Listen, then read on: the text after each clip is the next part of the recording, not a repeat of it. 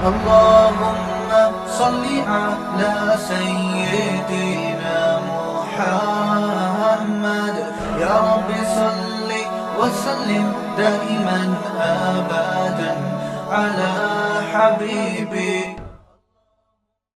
تو جو مذہب مخالف لوگ ہیں وہ ایک اشکال یہ بھی کرتے ہیں کہ ٹھیک ہے ہم مانتے ہیں کوئی اس کائنات کو بنانے والا ہے، مانتے ہیں ہم منکر نہیں ہیں، ان دلائل کو ہم تسلیم کرتے ہیں کہ یہ خود بخود نہیں ہو رہا، بلکہ کوئی ہے جو اس کائنات کو چلانے والا ہے، لیکن وہ اللہ نہیں ہے، وہ اربوں کا معاذ اللہ بنایا ہوا خدا نہیں ہے، وہ کوئی طاقت ہے جو بڑے ٹھیک طریقے سے اس کائنات کے نظام کو چلا رہا ہے، کیونکہ یہ خود بخود نہیں چل سکتا. کہتے ہیں ہم بھی مانتے ہیں، اتنے بیوقوف نہیں ہیں کہ ہم بنانے والے کا انکار کر دیں. دو اینٹیں آپس میں خود بخود نہیں لگ سکتی تو یہ پورا سسٹم خود بخود کیسے چل سکتا ہے؟ لیکن وہ عربوں کا بنایا ہوا معاذ اللہ خدا، کیونکہ جس اللہ کو ہم مانتے ہیں اس اللہ کی ہمیں پہچان کس نے کرائی؟ محمد صلی اللہ علیہ وسلم نے. اور محمد صلی اللہ علیہ وسلم عرب تھے، عربی تھے، تو ہم عربوں کا جو سلیکٹڈ گاڈ ہے، جو عربوں نے جو اس کو پیش کیا، ہم اس کو نہیں مانیں گے. یعنی ہم مانتے ہیں کہ اللہ ہے، مگر یہ والا نہیں جس کی مسلمان عبادت کرتے ہیں، بلکہ وہ ایک، پھر ان سے پوچھو وہ کون ہے، کہنے بس ایک طاقت ہے جس نے انسانوں کو بنایا اور یہ نظام کو چلایا. وہ کہتے ہیں اگر یہ وہ اللہ ہے جو محمد صلی اللہ علیہ وسلم نے جس کا ہمیں بتایا، تو یہ اللہ پھر مسلمانوں کی مدد کیوں نہیں کرتا؟ اس نے یہ بھی کہا کہ جب کرین گری ہے حاجیوں کے اوپر تو اس اللہ نے اپنے مہمانوں کو بچایا کیوں نہیں؟ ہیں بھائی، بیت اللہ کی بھی ریپیئرنگ ہوتی ہے نا کہ نہیں ہوتی؟ اور یہ جو اللہ کا گھر ہے، تو یہ اللہ جو ہے جو اس کائنات کو بنانے والا، وہ اس گھر کو بچاتا کیوں نہیں ہے؟ سیلاب میں بعض دفعہ وہ یہ جو ہے نا آپ کا مقام ابراہیم، یہ کئی دفعہ سیلاب میں بہہ گیا ہے، اس کو پکڑ کے لا کے اپنی جگہ فٹ کرتے ہیں. کئی بار بیت اللہ پانی میں ڈوبا ہے، کئی بار ایسا ہوا ہے. تو یہ اللہ اپنے گھر کو بچاتا کیوں نہیں ہے؟ اور یہ اللہ حاجیوں پر جو کرین گری ہے تو اس نے اپنے گھر میں آنے والے مہمانوں کو بچایا کیوں نہیں؟ اس طرح کے اور بھی کچھ اشکالات. تو میں نے ایک بات آپ کے سامنے، اس سوال سمجھ میں آیا ہے؟ آواز سب کو آ رہی ہے؟ یہ جو کہا جاتا ہے نا کہ اللہ نے اپنے گھر کو بچایا کیوں نہیں، تو بھائی یہ جو دنیا ہے نا، دنیا یہ دار الامتحان ہے. اس میں اللہ نے یہ نہیں کہا کہ یہ دنیا اسباب سے ہٹ کر چلے گی، ایسا اللہ نے کہا ہی نہیں ہے. رسول اللہ صلی اللہ علیہ وسلم نے ارشاد فرمایا کہ قرب قیامت میں ایک حبشی کالے شخص کے ذریعے جو چھوٹے قد کا ہوگا اور باریک پنڈلیوں والا ہوگا، وہ بیت اللہ کو ڈھا دے گا. جب بیت اللہ گر جائے گا تو حج بھی ختم. تو اللہ تعالیٰ یہ کام ہونے دیں گے. کیوں؟ دنیا میں برائی پھیلے گی. اللہ تعالیٰ نے شیطان کو مہلت دی ہوئی ہے.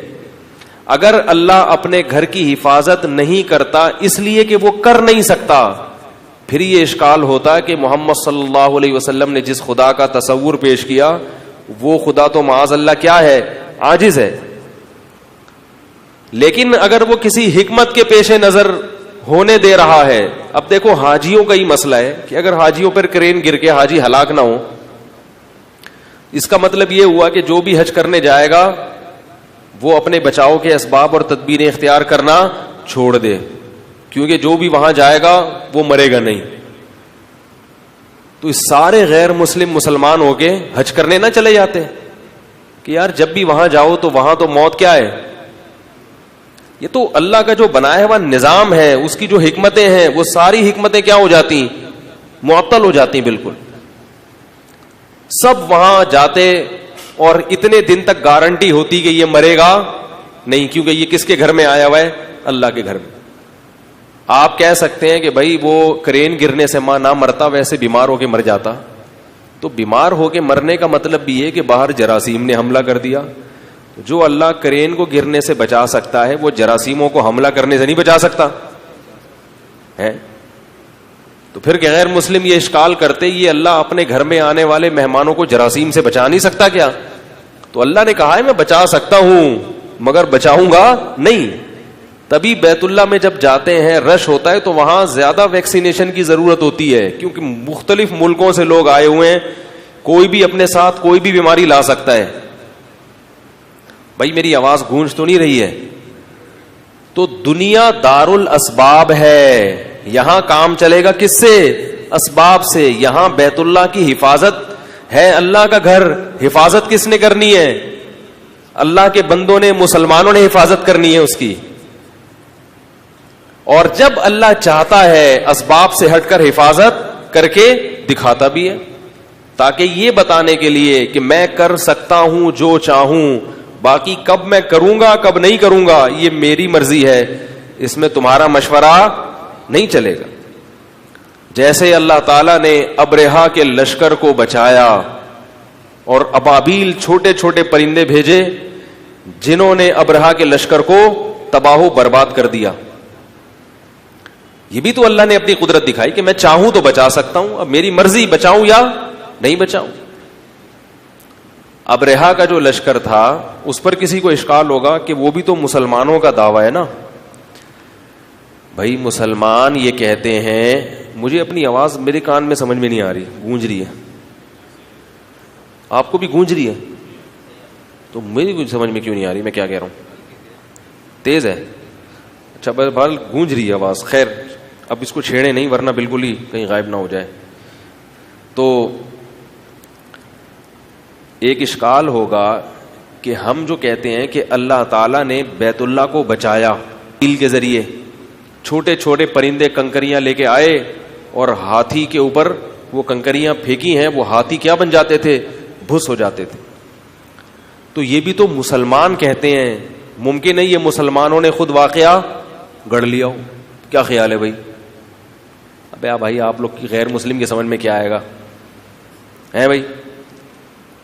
ہم کہتے ہیں نا دیکھو اللہ اپنے گھر کو بچایا نا اللہ نے, اگر یہ اللہ کا گھر نہ ہوتا, جس کو وہ کہہ رہے ہیں اربوں کا خدا, اربوں کا, یہ گھر اللہ کا اگر نہ ہوتا تو اللہ اسے بچاتا؟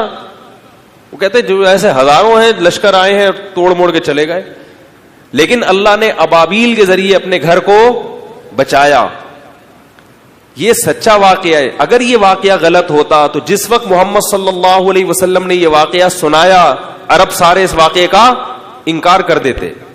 وہ لوگ جو آپ صلی اللہ علیہ وسلم کو جادوگر کہتے تھے, مجنون کہتے تھے, دیوانہ کہتے تھے, اور معلوم نہیں کیا کیا الزام لگائے, جب سورہ فیل نازل ہوئی ہے, الم تر کیف فعل ربک باصحاب الفیل, آپ نے دیکھا نہیں اللہ نے ہاتھی والوں کے ساتھ کیا کیا, الم یجعل کیدہم فی تضلیل, کیا تیرے رب نے ان کی تدبیر کو ناکام نہیں بنایا.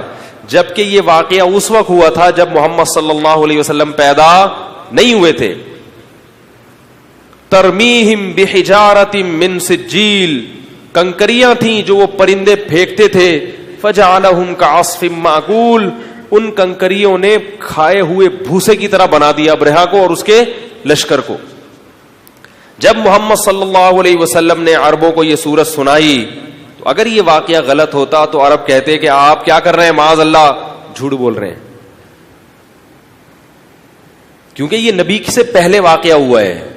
تو نبی اپنے سے پہلے واقعے کو کیسے بیان کریں گے, اور وہ بھی معاذ اللہ جھوٹ؟ اس سے تو لوگ آپ کی تکذیب کریں گے. ایک دفعہ بھی کسی مشرک نے اعتراض نہیں کیا. خود اس واقعہ کا سنانا اس کی علامت ہے کہ یہ سچا واقعہ ہے, کیونکہ کبھی ایسا واقعہ نہیں سنایا جاتا جس میں آپ کو یہ ڈر ہو کہ پوری قوم میرے پہلے ہی مخالف ہے اور زیادہ مخالف ہو جائے گی. تو اللہ جب چاہتا ہے اپنے گھر کی حفاظت کرتا ہے, اور اگر اللہ نہیں چاہے گا تو حفاظت رہا یہ مسئلہ کہ وہاں سیلاب آتا ہے اور مقام ابراہیم بہہ کے چلا جاتا ہے، تو چلا جائے، دوبارہ لا کے کھڑا کر دیتے ہیں اس کو، اس میں کیا ہے؟ گارے اور مٹی اور اینٹوں کا بنا ہوا گھر ہے. ہمارے ایک دوست کہنے لگے کہ اللہ میاں بھی کیسے اپنے گھر کو اس نے سادہ سا بنایا ہے، بارش ہوتی ہے تو پانی میں ڈوب جاتا ہے، ٹھیک ہے نا، اور بارش تیز آتی ہے تو مقام ابراہیم بہہ کے چلا جاتا ہے. کہ اللہ تعالیٰ کا بھی کیسا نظام ہے، کیسا سادہ رکھا ہے. اگر بلکہ سرسری غور کرو نا، اسی میں حکمت ہے. اگر اس کے خلاف ہوتا، بیت اللہ ایسا بنا ہوتا کہ نہ بارش میں ڈوب رہا ہے، نہ مقام ابراہیم دائیں بائیں جا رہا ہے، پھر غیر مسلم کہہ سکتے تھے کہ اصل میں اس جگہ میں کچھ ایسی مقناطیسی لہریں ہیں یا کوئی ایسا ٹیکنیکل نظام ہے یہاں پہ جو ابھی تک سائنس اس پر مطلع نہیں ہوئی ہے، لیکن چونکہ شروع سے ایسا کوئی یہاں کچھ ایسی چیزیں استعمال ہو رہی ہیں جس کی وجہ سے لوگوں کو یہ غلط فہمی ہوئی کہ شاید یہ کیا ہے، معبود ہے، اور لوگوں نے اس کی عبادت کرنا شروع کر دی، تو پھر اس کی نسبت اللہ کی طرف نہ ہوتی. نہیں آ رہی میرا خیال ہے بات. کوئی بھی جگہ ایسی دنیا میں ہو نا جہاں کچھ عجوبے ہوں، تو ان عجوبوں کی وجہ سے لوگ اس کے گرد گھومنا شروع کر دیتے ہیں. پھر اس کے بارے میں یہ کہنا، اور شیطان کو یہ شر پھیلانا آسان ہوتا ہے کہ بھائی یہاں کچھ ایسی ماورائی طاقتیں تھیں جن سے لوگ متاثر ہو کر اس کی عبادت کرنا لوگوں نے شروع کر دی. اب یہ الزام کوئی مسلمانوں پہ نہیں لگا سکتا کہ یہ بیت اللہ کے گرد طواف کرتے ہیں اس لیے کہ یہاں کوئی خاص واقعہ ہوا ہے. بھائی وہ تو بالکل، یہ اسی طرح یاد رکھو کہ جتنے بھی اللہ، پہلے بیت المقدس تھا، اب کیا ہے بیت اللہ. یہ دونوں بیت المقدس کی جو اڑوس پڑوس کی زمین ہے نا، وہ بھی سرسبز و شاداب نہیں ہے. اس میں حکمت کیا ہے؟ اور بیت اللہ بھی کہاں ہے؟ چاروں طرف بڑے بڑے ریگستان، آبادی کا تصور نہیں ہے وہاں پہ. اگر یہ سب کچھ دریافت نہ ہوتا جو اب ہوا ہے. سعودی عرب میں آپ کو پتا ہے لوگ زیادہ بیویاں رکھتے ہیں اور 15 18 بچے ہوتے ہیں، اس کے باوجود بھی سعودی عرب کی آبادی زیادہ نہیں ہے. کیوں؟ رہتا نہیں ہے وہاں پہ کوئی، عرب سارے نکل جاتے، رہنے کی جگہ نہیں ہے. وہ تو تیل نکل آیا تو انڈسٹریاں لگ گئیں تو لوگ ملازمت کے لیے جا رہے ہیں، ورنہ صدیوں سے وہ ملک کیا تھے؟ غیر آباد. آپ ہوائی جہاز میں جب جاتے ہیں دن میں تو آپ دیکھا کریں کتنے بڑے بڑے صحرا ہیں.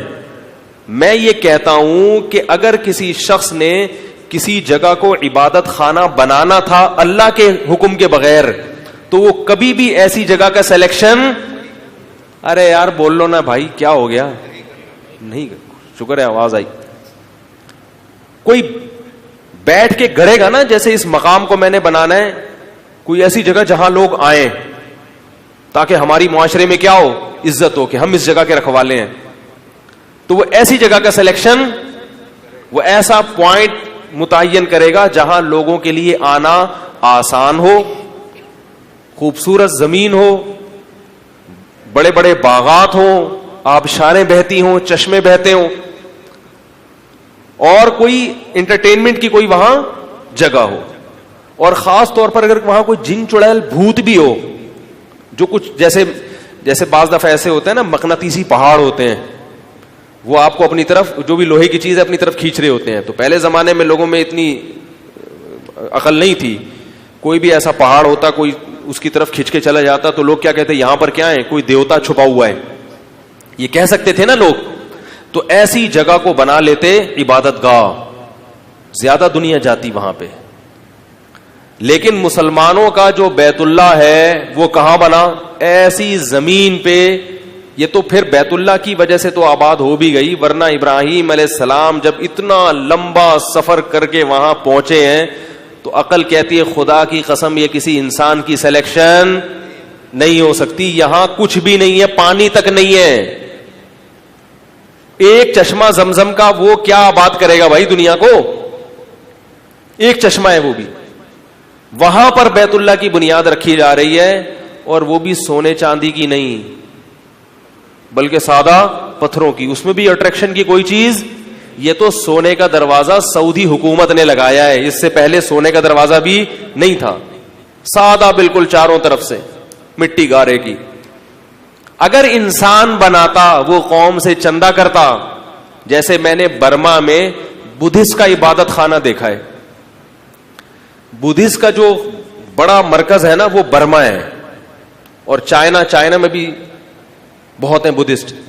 چائنا زیادہ سپورٹ کرتا ہے. تو وہ عبادت خانہ وہ کس نے بنایا؟ انسانوں نے. اتنا سونا استعمال ہوا ہے اس کے اندر, انسانی عقل حیران ہوتی ہے. سونے کے بت بنائے ہوئے ہیں, سونے کا پانی چڑھا ہوا ہے. جو وہ کلاکاریاں اپنی دکھا سکتے تھے انہوں نے دکھائی ہیں, لوگوں کو اٹریکٹ کرنے کے لیے, لوگوں کو اس کی طرف مائل کرنے کے لیے. اتنا کچھ کیا ہے. کیونکہ عبادت خانہ کس کا بنایا ہوا ہے؟ انسان کا. اس کو پتا ہے بھائی لوگوں کو مائل کرنے کے لیے کیا کرو, کچھ کرو یہاں پہ, کوئی اٹریکشن کا سامان پہ, ورنہ یہاں کون آئے گا. اب وہ ایسا بنا دیا کہ مولوی صاحب کا بھی دل چاہ رہا ہے کہ چکر لگائے اندر جا کے. ہے بھائی, میرا بھی دل چاہ رہا تھا یار گھس کے وہاں, ادھر سے نکل کے وہ دروازہ اتنے بڑا, یہاں سے گھسو تو نکلتے نکلتے ٹائم لگے گا. لیکن انہوں نے مجھے منع کر دیا, بولا نہیں جاؤ بھائی, یہاں پہ جاؤ گے تو وہ خام میں کوئی کیس ویس نہ بن جائے کہ پتہ نہیں کوئی بم رکھنے تو نہیں آئے ہوئے. تو ہر جگہ یہی چکر ہے, پتہ نہیں لوگ کیا سمجھتے ہیں. تو ویسے بھی ایک بتوں کو دیکھ کے وحشت ہو رہی تھی. مسجد میں کیسا سکون ہوتا ہے, اور آپ جاؤ ان کے عبادت خانوں میں ایک عجیب وحشت. کوئی بت لیٹا ہوا ہے, کوئی مطالعہ کر رہا ہے, کوئی اپنی شادی کے بارے میں سوچ رہا ہے بھائی, کسی کی سیٹنگ چل رہی ہے ساتھ والی سے, وہ بھی ہے نا ٹھیک ہے. تو کپڑوں کے بغیر, کچھ کپڑوں کے ساتھ, ایک عجیب وحشت. تو جبکہ بیت اللہ میں جاؤ کوئی تصویر بھی آپ کو نظر نہیں آئے گی, کوئی اٹریکشن کی چیز نہیں, کوئی. ابھی تو مسجد حرام اب تعمیر ہوئی ہے, وہ بھی اس لیے کہ ضرورت ہے. لوگ لاکھوں, 40 لاکھ لوگ آ رہے ہیں بھائی, تو کچھ اتنی تعمیر کرو کہ لوگ سما جائیں. ورنہ صدیوں سے مسجد حرام بھی سیدھی سادی بالکل, کوئی تصویریں نہیں, کوئی صوفے نہیں, کوئی ایئر کنڈیشن روم نہیں تھے اس میں. تو کھڑے ہو جاؤ صف میں چاروں طرف. ایک چھوٹا سا 4 دیواری کا کیا ہے, ایک گھر ہے جس کے اوپر ایک چھت ہے اور ایک پرنالا ہے, ٹھیک ہے نا. پانی گرے گا اور وہ پرنالے سے پانی باہر نکلے گا, لہذا اس میں ریپیئرنگ بھی ہوگی. اس کا جو غلاف ہے وہ میلا کچیلا ہوگا, لہذا اس کو تبدیل بھی کیا جائے گا. بالکل ایک کچھ بھی نہیں ہے اس میں, اٹریکشن کے لیے کوئی چیز نہیں ہے. اور جگہ ایسی بنا دی اللہ تعالیٰ نے یہ بتانے کے لیے کہ تاکہ کوئی عقل مند جب سوچے گا تو اسے پتا چلے گا کہ یہ اللہ کی سلیکشن ہے, یہ واقعی اللہ کا گھر ہے. اگر اس میں کوئی ماورائی چیزیں ہو رہی ہوتی, ایک صاحب مجھے کہنے لگے میں نے سنا ہے بیت اللہ کے اوپر سے کوئی چڑیا بھی نہیں گزر سکتی. کچھ گزر سکتا ہے بیت اللہ کے اوپر سے, ہیلی کاپٹر بھی گزر سکتا ہے, چڑیا بھی گزر سکتی ہے. یہ ساری چیزیں اگر ہے نا, کوئی چڑیا نہیں گزر پا رہا, اگر بالفرض ایسا ہوتا کہ بیت اللہ کے اوپر سے کوئی چیز گزر نہیں سکتی ہوتی, تو خود اسی چیز کو غیر مسلم کہتے کچھ ایسی ریز ہے یہاں پہ جو آپ کو گزرنے سے روک دیتی ہیں. تو زمانہ جاہلیت میں ایسا ہوا ہوگا, ان ریز سے لوگ متاثر ہو کر اس جگہ کو کیا بنا لیا ہوگا, عبادت خانہ, کہ یار کچھ ہے یہاں پہ, کچھ ہے. جیسے مزاروں کو لوگ کیوں پوجتے ہیں, اس لیے کہ مزار پہ جاؤ نا تو کوئی یوں کر کے گھوم رہا ہے, حقیقت ہے کوئی یوں الٹا گھوم رہا ہے. آپ نے دیکھا مزار پہ کچھ لوگ جاتے ہیں تو عجیب سے ہو جاتے ہیں, یوں گھومے جا رہے ہیں, کہتے ہیں یار یہ کوئی پہنچی ہوئی چیز ہے. حقیقت ہے. ایک پیر صاحب ہیں وہ ہاتھ لگاتے ہیں تو آپ کو کرنٹ لگتا ہے. یوٹیوب پہ ویڈیو دیکھی ہوگی, جیسے ہی ہاتھ لگے بندہ گھوم رہا ہے. تو اب لوگ کہتے ہیں یہ پیر کیا ہے, پہنچے ہوئے. اب ان چیزوں کی وجہ سے لوگ کیا سمجھتے ہیں, پہنچے ہوئے. تو بیت اللہ کو ہاتھ لگانے سے کسی کو کرنٹ نہیں لگتا, صحیح ہے نا. کچھ ظاہری لحاظ سے کچھ بھی نہیں ہے. ہاں کبھی کبھار اللہ اپنی قدرت کے نظارے کسی کو کروا دیتے ہیں, وہ ایک اللہ کی, جیسے اللہ نے ابابیل کے ذریعے ہلاک کر کے بتا دیا کہ میرا گھر ہے یہ. لیکن یہ اللہ کے ذمے نہیں ہے کہ وہ ہمیشہ ایسا ہی کریں. تبھی حدیث میں آتا ہے قرب قیامت میں جب ہر طرف شر اور فساد پھیل جائے گا تو بالآخر بیت اللہ کو بھی گرا دیا جائے گا اور حج بھی معطل ہو جائے گا, کیونکہ حج بیت اللہ کی وجہ سے ہوتا ہے. اللہ کا گھر ہے تو اس کی زیارت کے لیے ہم جاتے ہیں, جب گھر نہیں رہے گا تو زیارت بھی ختم, اور پھر اللہ اس کائنات کو تباہ و برباد کر دیں گے. جب یہاں تک معاملہ پہنچ جائے گا ختم کر دیں گے انسانوں کو. جب تک اللہ کا نام اس زمین پر لیا جائے گا اللہ اس کائنات کو باقی رکھیں گے. حدیث میں آتا ہے ایک شخص بھی جب تک اللہ اللہ کہتا رہے گا اللہ اس ایک کی وجہ سے اس پورے نظام کو چلاتے رہیں گے. تو یہ اسلام کی خوبی ہے, اسلام کے پرفیکٹ ہونے کی دلیل ہے کہ مسلمان ان شعبدے بازیوں سے متاثر نہیں ہوتے. ہم جو اللہ کے گھر کو اللہ کا گھر مانتے ہیں اس لیے کہ اللہ کے خلیل ابراہیم علیہ السلام نے اللہ کے حکم پر اس جگہ کو آباد کیا, اور ابراہیم علیہ السلام پریشان تھے کہ اللہ اس بیابان زمین میں تو کوئی بھی نہیں آئے گا, کوئی بھی نہیں آئے گا. تو اللہ نے کیا کہا, اذن فی الناس, اے ابراہیم تو لوگوں میں ندا لگا دے, لوگوں میں اعلان کر دے کہ یہ کس کا گھر ہے, اللہ کا گھر ہے, یہاں حج کے لیے آؤ. کوئی موبائل فون نہیں تھا اس وقت. کتنا لمبا راستہ ہے, جب بھی حج کرنے جائیں نا وہاں گرمی, سوچا کریں کہ یہ پیدل یا اونٹوں پہ یہ راستہ کیسے طے کیا گیا ہوگا. اتنے لمبے لمبے صحرائیں, اتنے لمبے لمبے صحرا. یہ فلسطین سے کبھی نقشے میں دیکھیں, گوگل میپ میں دیکھیں, فلسطین سے چل کے ان صحراؤں کو کراس کیسے کیا ہے.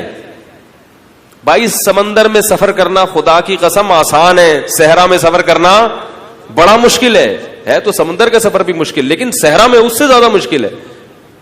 اتنے لمبے لمبے صحرا, ایسے لو اور گرمی کے تھپیڑے, کہاں جا کے پہاڑوں کے بیچ میں جا کے اس جگہ کا سلیکشن کیا کہ ادھر اللہ کا گھر بناؤ. تو یہاں کون آئے گا اے اللہ, اس جگہ کو کون, یہاں تو لوگ رہتے ہی نہیں ہیں, یہاں تو میرا بیٹا اور میری زوجہ, یہاں کون آئے گا. تو اللہ نے کیا کہا, اذن فی الناس. کوئی مواصلاتی نظام نہیں ہے, کوئی الیکٹرانک سسٹم نہیں ہے, کوئی سوشل میڈیا, کوئی فیس بک, کوئی واٹس ایپ نہیں کہ آپ کا کوئی گروپ ہو وہاں تک بات پہنچے. فرمایا آپ اعلان کر دو, چونکہ یہ میرا گھر ہے لہذا آپ کا اعلان لوگوں تک پہنچانا کس کی ذمہ داری ہے, ایک ایک انسان کے, ایک ایک جو بھی ایمان لانے والا ہے اس کے کان تک میں پہنچاؤں گا. تو کیا غیر مسلم اس حقیقت کو نہیں دیکھتے؟ اگر وہ اللہ جس کو ہم رب کہتے ہیں وہ گاڈ نہ ہوتا تو کیا وہ اپنے گھر کی ایسے حفاظت کرتا اور اس طرح سے ابراہیم علیہ السلام کی آواز کو لوگوں کے کانوں تک پہنچا دیتا؟ یہ پہنچانا.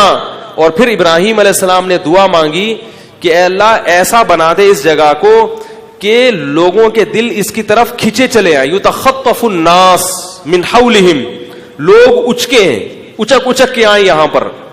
تہوی الیہ افئدتہم, کہ تہوی عربی میں کہتے ہیں کہ پہاڑ سے جب کوئی پتھر لڑکتا ہے نا زمین کی طرف, کتنی سپیڈ سے آ رہا ہوتا ہے, گول گول, اس کو روکنا آپ کے بس میں. بھائی پہاڑ سے جو سلائیڈنگ ہوتی ہے, کوئی پتھر گر رہا ہو تو کیا آپ فون کرتے ہیں پولیس کو, یار ذرا آنا اس پتھر کو روکنا, ذرا یہ گر رہا ہے بھائی, یا آپ کہتے ہیں ایسا کرو ہم رک جاتے ہیں یہاں پہ اوپر جا کے اس کو وہیں روک لیتے ہیں جہاں ہے, چلو بریک لگاتے ہیں. ایسا ہوتا ہے؟ وہ جب آ رہا ہے تو بس اب آ رہا ہے, اب اس کو دنیا میں کوئی طاقت روک نہیں سکتی. اس کو کہتے ہیں ہوا یہوی ہوین, گرنا اوپر سے, لڑکنا. تو ابراہیم علیہ السلام نے دعا مانگی, اے اللہ اس جگہ کو ایسا بنا دے کہ لوگوں کے دل اس کی طرف لڑکتے ہوئے آئیں, ایسے وہ لوگ دنیا سے آئیں. من کل فج عمیق, یعنی دبلے اونٹوں پر بھی آئیں اور اچھی سواریوں پر بھی آئیں, اور ہر جگہ دور دور علاقوں سے نشیب و فراز کو طے کرتے ہوئے لوگ اس کی طرف پہنچیں. کیسا اللہ نے اس جگہ کو نوازا ہے. اگر یہ اللہ کا گھر نہ ہوتا, واقعی اس کے پیچھے اللہ کی طاقت نہ ہوتی, تو کیا ایک چار دیواری میں جس میں اٹریکشن کی کوئی چیز نہیں ہے, اس کی محبت لوگوں کے دلوں میں خود بخود بیٹھ سکتی ہے؟ اتنی محبت 5-5, 6-6 لاکھ, 8-8, 10-10 لاکھ روپے خرچ کر کے جا رہے ہیں, اور وہاں جا کے ان کو کچھ بھی نہیں ملتا. کرنا کیا ہے؟ اس گھر کے گرد طواف کرنا ہے, صرف اس کام کے لیے جا رہے ہیں. دنیا میں کیا کسی عبادت گاہ پہ اتنا خرچہ ہوتا ہے؟ کیا کسی ہندو نے مندر کے لیے 5 لاکھ روپے خرچ کیے ہیں؟ کیا برما میں جو بدھسٹ کا عبادت خانہ ہے, کیا کسی بدھسٹ نے اس عبادت خانے کی زیارت کے لیے 5 لاکھ روپے اڑائے ہیں؟ بولتے کیوں نہیں, 5 لاکھ بھی سستا, پرائیویٹ ہے تو اور مہنگا ہو گیا ہے. کیا کوئی ہے جس نے اتنا لمبا راستہ اور فاصلہ طے کر کے, اور اتنی پابندیوں کے ساتھ, جس میں احرام کی پابندیاں بھی ہیں, کیا کوئی ہے ایسا؟ اور پھر کیا کسی گھر کی ایسے عبادت ہوئی ہے جن جذبات کے ساتھ مسلمان کرتے ہیں اس چار دیواری کی، جس میں کچھ بھی نہیں ہے؟ کیا حالت ہوتی ہے، آپ وہاں جا کے لوگوں کو دیکھو کیسے جذبات ہوتے ہیں. پوری رات لوگ بیت اللہ کے سامنے ہاتھ باندھ کے کھڑے رہتے ہیں. اور پھر کتنے لوگ ایسے ہیں جو ہر سال حج کر رہے ہیں، ہر سال عمرہ کر رہے ہیں، ان کی پیاس نہیں بجھ رہی. 5 ٹائم پھر وہاں نمازیں ہو رہی ہیں اس گھر کے گرد کھڑے ہو کر. پھر اس عبادت کا انداز دیکھو. دنیا میں کسی مذہب میں جو ان کے عبادت خانے ہوتے ہیں، ان میں عبادت کا جو اسٹائل ہے جو انسانوں کا بنایا ہوا ہے، وہ اتنا خوبصورت اسٹائل بولو بھائی نہیں. میں گیا تھا ابھی تھائی لینڈ نا، تو وہاں میں نے لوگوں سے کہا مجھے یار ان کے تھوڑے سے عبادت گاہیں دکھاؤ. مجھے شوق تھا کہ میں دیکھوں. میں پہلی دفعہ گیا تھا. مقصد کسی کا مذاق اڑانا نہیں ہے، لیکن ایک حقیقت ہے کہ جب ان کے عبادت گاہوں میں جاؤں نا تو وہ ایک بیٹھا ہوگا چوکڑی مار کے، ایک بڑا سا بت پھر دیکھ رہا ہوگا آپ، صحیح ہے نا. کچھ اس کے سامنے کیا کر رہے ہوں گے، یوں ہاتھ جوڑ کے کیا کر رہے ہوں گے، بیٹھے ہوئے ہوں گے، بیٹھا ہوا ہے. اچھا، جو بیٹھا ہوا ہے اس کا بھی لباس آدھا ہوتا ہے، لیکن لباس بھی چیزیں ہوتی ہیں 2-3 جو انہوں نے باندھی ہوئی ہوتی ہیں. جبکہ نماز پڑھنے میں آپ کو پراپر لباس، پہلے طہارت ہے جسم کی، مسواک کرنی ہے، دانت صاف کرنے ہیں، نہانا ہے، صاف ستھرے ہو کے جانا ہے، وضو کرنا ہے آپ نے. اور جس کے سامنے وہ بیٹھے ہوئے ہوتے ہیں تو میں سوچ رہا ہوتا ہوں کہ میں بولوں تو اس سے زیادہ اچھا لگ رہا ہے بھائی اپنے معبود سے. تیرے چہرے پہ اس کی نسبت کیا ہے، زیادہ نور ہے. اور جو ان کے مذہبی رہنما ہوتے ہیں، مذہبی رہنما، دیکھو کسی کا مذاق نہیں اڑا رہا میں آپ کو جو غیر مسلم ہیں یا جو لوگ ان کی دعوت سے متاثر ہیں ان کو سوچنے کے لیے ایک بات کہہ رہا ہوں کہ جو آپ کے مذہبی رہنما ہیں آپ ان سے زیادہ خوبصورت لگتے ہو کہ نہیں لگتے؟ کیا خیال ہے؟ حالانکہ جو مذہب کو فالو کر رہا ہے اس کے چہروں پہ تو زیادہ نور ہونا چاہیے نا، اگر وہ برحق ہے. کیا خیال ہے بھائی؟ تو وہاں جو مجاور ہوتے ہیں، جو ان کے مذہبی رہنما ہوتے ہیں، وہ دیکھنے سے بھی اچھے، ان کو دیکھ کے دل نہیں چاہتا کہ کاش میں بھی ایسا بن جاؤں. ان کو دیکھ کے انسان کہتا ہے اللہ کا شکر ہے میں یہ نہیں بن. ٹینڈ کرائی ہوئی ہوگی اور عجیب سے لباس. برما میں آپ دیکھیں وہ کیا کرتے ہیں، بچوں کو لال کپڑے پہنا کے وہ دھوتی، اور وہ ہم تو صرف حج کے موقع پر پہنتے ہیں نا، باقی تو پراپر ڈریس ہے ہمارا. تو وہ ٹینڈ بھی ہوگی ان کی، اور وہ عجیب سے ایک لباس پہنا دیا ان کو، پھر ہاتھ میں ان کے کیا پکڑا دیا، کشکول، وہ لے کے گھوم رہے ہیں. یعنی مذہب کو جو زیادہ فالو کرے گا تو اس کی حالت ہو جائے گی. حالانکہ جو مذہب اگر صحیح ہے تو جو اس کو زیادہ فالو کرے گا وہ تو اور اچھا لگنا چاہیے نا. جیسے ہم انبیاء کرام ہیں، ان کا لباس، ان کے گفتار، ان کی چال، ہر چیز سے لوگ متاثر ہوتے تھے.